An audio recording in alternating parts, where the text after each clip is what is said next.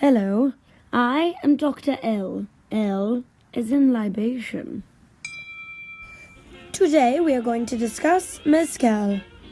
It sounds weird. I only drink tequila. Tequila is in fact a subcategory of Mezcal, so while you're enjoying your tequila, Nah, I shoot it. First, let us review some history of the agave plant itself.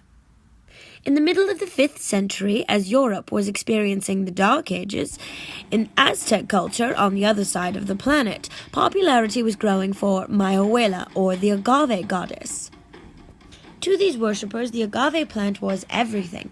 It was fibrous, so easily turned into fabrics as well as basket weaving. It also provided a natural sugar, which, when left alone with natural yeast that is present in the air for weeks on end, could easily be turned into a milk-like substance called pulque, a fermented item which was enjoyed by the natives for centuries. Then came the arrival of the Spanish.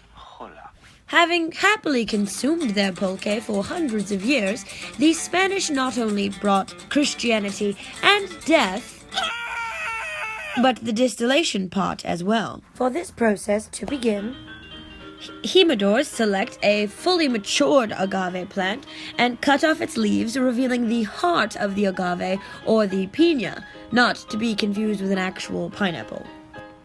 We then take this agave heart and apply heat, transforming the naturally occurring carbohydrates into easily digestible sugars. Once this agave has been cooked, it will be crushed, transforming it into something that is easily fermentable rather than large bits of agave.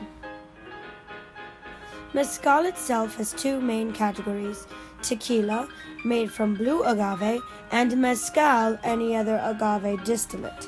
One of the main differences of these two styles of spirits is how they are cooked, mezcal being smoked and tequila being steamed. Another difference between the two spirits are regionality.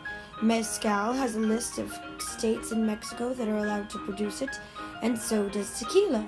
However, tequila only has 5 regions that are capable of making tequila, and only one of them, the entire state, has been qualified.